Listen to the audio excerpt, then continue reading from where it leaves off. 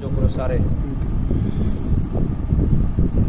کسی مظلوم کی کسی مظلوم کے دل سے جو نکلتی ہے وہ حدیث پاک میں بھی ہے اور ہمارے ہاں مشہور بھی ہے کہ اللہ کے عرش کو ہلا دے. کسی مظلوم کے دل سے جو کیا نکلتی ہے نکلتی ہے وہ اللہ کے عرش کو ہلا دیتی ہے. ایک واقعہ ہے امام اعظم امام ابو حنیفہ رحمۃ اللہ تعالی علیہ بہت بڑے عالم تھے, بہت بڑے بزرگ تھے.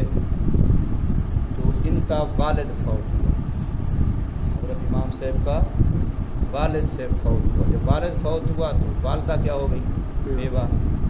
والدہ کیا ہو گئی بیوہ ہو گئی. والد جو فوت ہو گیا تو امام صاحب کا ایک مخالف تھا, حاسد تھا, دشمن تھا, جلتا تھا امام صاحب سے. تو کچھ دنوں کے بعد کسی راستے پر گلی میں امام صاحب سے اس کی ملاقات ہو گئی. سامنے آمنے آ گیا, سلام دعا کر کے پہلے اس نے افسوس کیا کہ آپ کا والد فوت ہو گیا ہے, بڑا افسوس ہوا ہے فلاں, اور ساتھ ہی کہنے لگا کہ آپ کا والد تو فوت ہو گیا, اب ایسا کرو کہ اپنی امی کا نکاح میرے سے کرو. اب یہ بازار میں ملتے ہوئے کوئی بندہ, اور وہ بھی 2-4 دن گزرے ہوں, تھوڑا عرصہ گزرا ہو فوتگی کو, اور یوں آمنے سامنے اس نے بے دھڑک 2-4 بندوں کے سامنے کہہ دیا کہ تیرا ابو تو مر گیا ہے, امی تیری اب بیوہ ہو گئی ہے, لہٰذا اب اپنی امی کا نکاح میرے سے کر دو. امام صاحب کے ساتھ بھی کچھ شاگرد تھے, کچھ مرید تھے, وہ بھی ساتھ تھے. ان کو بہت برا لگا, برا تو امام صاحب کو بھی لگا. امام سے بالکل خاموش رہے, ذرہ بھی نہیں بولا, کوئی لفظ منہ سے نہیں نکالا, بالکل خاموش. وہ جو ساتھی ساتھ تھے امام صاحب کے وہ غصہ کرنے لگے, مرنے کے لیے تیار ہو گئے. امام صاحب نے ان کو بھی روک دیا نہیں. کچھ دیر خاموش رہنے کے بعد امام صاحب نے فرمایا کہ دیکھیں, پہلی بات تو یہ ہے کہ ابھی میری امی کی عدت پوری نہیں, لہٰذا عدت کے اندر نکاح کی بات ناجائز ہے.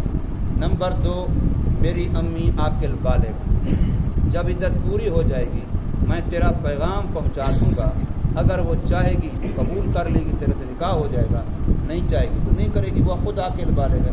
اتنی بات کہہ کر کے امام سے چپ کر کے آگے چلے.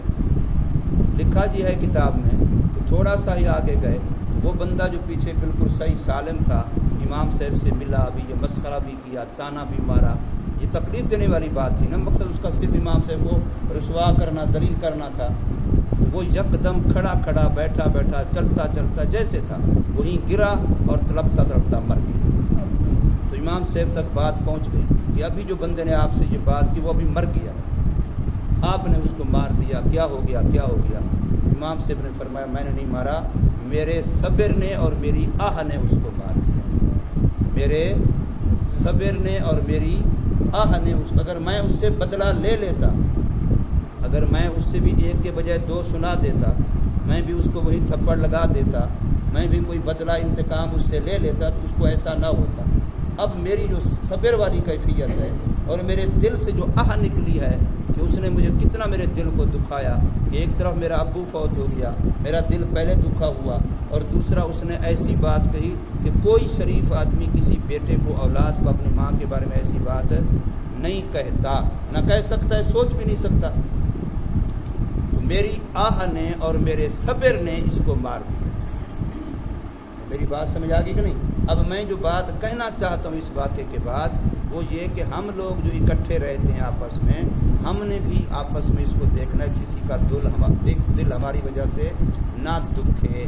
اگر ہم نے بھی کسی کا دل دکھایا, ہم نے بھی کسی کا دل توڑا, تو وہ ہم سے بدلہ نہیں لے سکتا ہوگا, کمزور ہوگا, چھوٹا ہوگا, مسافر ہوگا, لیکن وہ دل سے آہ تو نکالے گا نا, اس کے دل سے آہ تو نکلے گی. وہ بیچارہ صبر کر جائے گا, برداشت کر جائے گا, لیکن اس کے دل سے جو آہ نکلے گی وہ ہمارے لیے بڑی نقصان دہ ہو, وہ ہمارے لیے بڑی نقصان دہ ہو.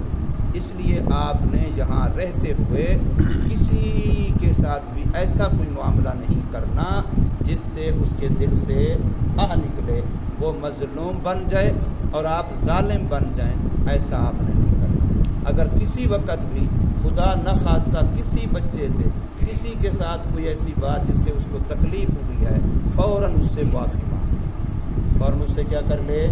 معافی مانگ لے۔ اور یہ رسول اللہ صلی اللہ علیہ وسلم کی سنت ہے، یہ رسول اللہ صلی اللہ علیہ وسلم کی سنت ہے، اور آپ صلی اللہ علیہ وسلم کی اپنی امت کو یہی تعلیم ہے۔ اور اس کا سب سے آسان طریقہ یہ ہے کہ استاذ مدرسے میں رہنے کے لیے جو ہدایات دیتے ہیں آپ ان کے مطابق کلاس میں رہیں، ان کے مطابق دسترخوان پہ رہیں، ان کے مطابق نماز کے وقت رہیں، انہی ہدایات کے مطابق سوتے وقت اٹھتے وقت کمرے میں اگر آپ ان باتوں کا خیال رکھ کے رہیں تو کسی بچے کو کسی سے کوئی تکلیف نہیں پہنچے گی، کوئی ظلم والی بات نہیں ہوگی، کسی پر زیادتی والی بات نہیں ہوگی۔ اس وقت ہوتا ہے جب ہم بڑوں کی بات نہیں مانتے، جب ہم اپنے بڑوں کی بات نہیں مانتے، پھر اس وقت یہ خرابیاں ہوتی ہیں۔ اللہ پاک ہمارے حال پہ رحم فرمائے، ہمیں سمجھ نصیب فرمائے، کیونکہ ہم یہاں دین سیکھنے کے لیے آئے ہیں، تربیت کے لیے آئے ہیں، اپنے آپ کو ایک اچھا انسان اور اچھا مسلمان بنانے کے لیے آئے ہیں۔ اس کے لیے آئے ہیں کہ ہم ایک اچھے انسان بن جائیں معاشرے کے اندر اور اچھے مسلمان بن جائیں۔ تو اس کے لیے طریقہ یہی ہے کہ اپنے بڑوں کی ہدایات کو مد نظر رکھیں، ان کی بات مانیں۔ اگر کوئی بات دل میں اور آنے لگے تو فوراً اپنے بڑوں سے مشورہ کریں۔ اللہ تبارک و تعالیٰ ہمیں عمل کریں۔